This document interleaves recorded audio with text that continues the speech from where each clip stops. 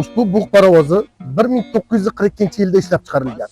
Uning maksimal tezligi 85 km/soat.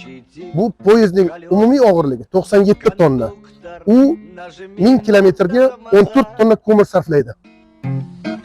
Я к маменьке родной с последним приветом. Bu parovozlar shunchaki temir bo'lagi yoki oddiy eksponat emas. Bu kechagi tariximizning tirik guvohi.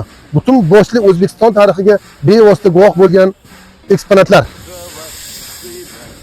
Bu tarixiy eksponat poyezdlar Toshkent shahrida Shimoliy vokzal yaqinidagi sayilgohga joylashtirilgan. Davlat muhofazasiga ega.